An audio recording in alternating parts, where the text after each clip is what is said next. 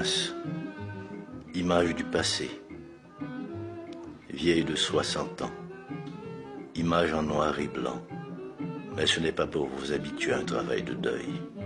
Ces images veulent surtout montrer le changement et la permanence. De quoi est faite une ville, dans son épaisseur, sa fragilité ou sa force. Question essentielle qu'on se pose, qu'on a envie de poser en regardant les images effacées dans notre souvenir. Le palais national d'une blancheur impeccable, la cathédrale de Port-au-Prince d'un rose bonbon à croquer. À Port-au-Prince, nous avions la rue à portée de la main. Chaque passant avait un temps de parole. On vivait dans la nonchalance des conversations. On ne s'engueulait pas. Les arbres étaient toujours verts, décidés à ne pas céder au soleil mortifère qui brûlait l'asphalte. À Port-au-Prince, on ne voyait aucun arbre mort. Tous les bruits de Port-au-Prince mimaient des phrases créoles. Madame Bruno, Madame Bruno, femme potée, garçon sous dos, Madame Bruno, Madame Bruno. Chez Madame Bruno, les femmes portent les hommes sur leur dos. Café grillé, mais gros connaître café grillé.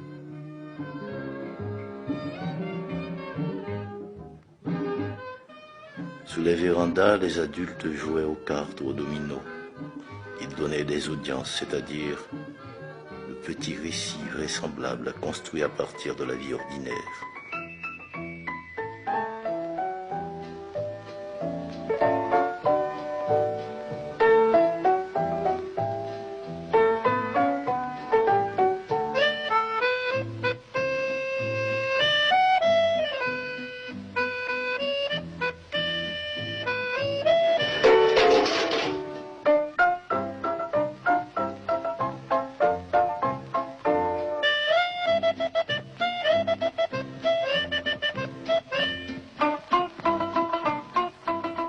Je viens dans ma ville qui se fait ville, parce que chanter, nommer, rêver, nous dit Anthony Phelps. Moi fait là, you belle petit pays, qui baignait dans la mer des Antilles.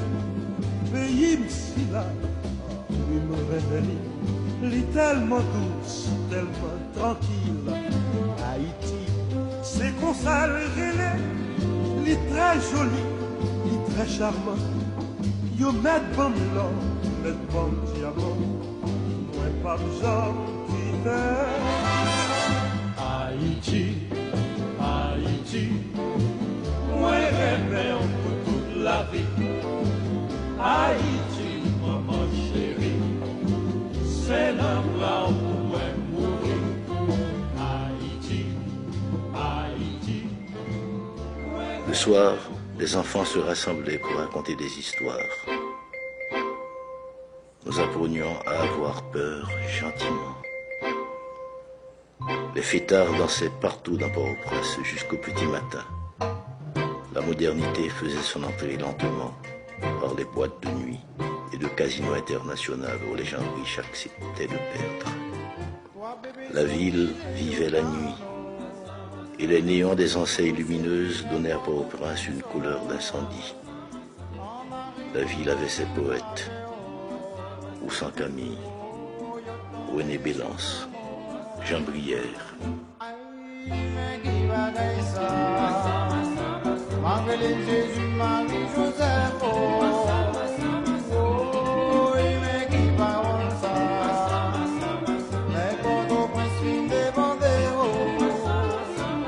Au matin, le centre-ville de Port-au-Prince, quadrillé comme un cahier d'épicier, se laissait voir. Et de lourdes voitures américaines traversaient les rues, comme des fantômes surpris par le jour qui se lève. Des années 40 jusqu'au début des années 50, Port-au-Prince a été le lieu d'un bouillonnement social, politique et culturel. 1944, arrivé en Haïti d'Aimé Césaire, poète martiniquais, membre fondateur du mouvement La Négritude. Le 24 septembre 1945, l'Institut français d'Haïti, fondé et créé par le docteur Pierre Mabille, allait marquer un tournant dans la vie culturelle et artistique de Port-au-Prince.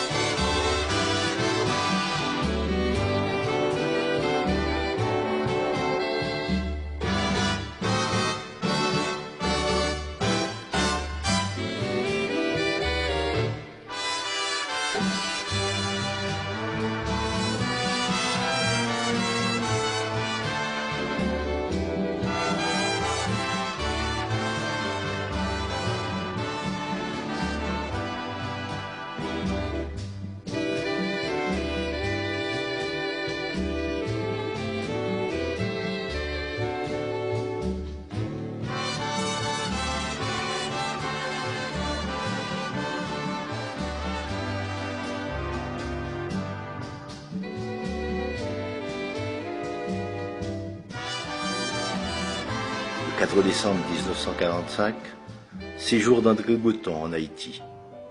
Poète, théoricien, ami de Pierre Mabille et chef de file du mouvement surréaliste, il est accompagné du peintre cubain Wilfredo Lam. Ils seront accueillis au restaurant Le Savoy par les intellectuels, poètes et artistes haïtiens.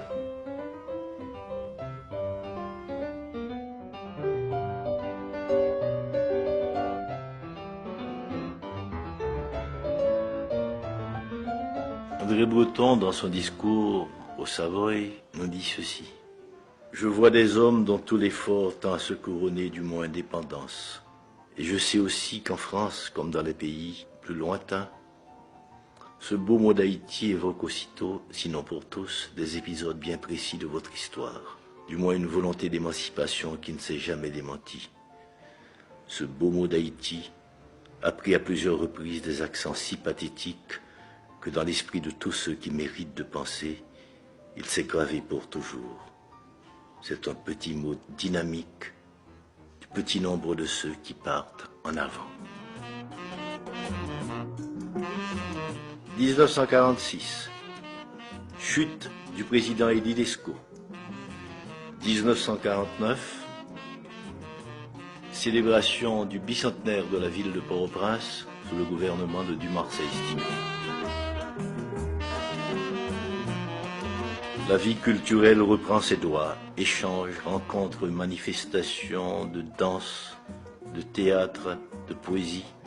L'Institut français quitte ses anciens locaux de l'avenue Charles Sommer pour se reloger au pavillon de France, construit à l'occasion de la grande exposition internationale de 1949, où il poursuivra ses activités jusqu'en 1999.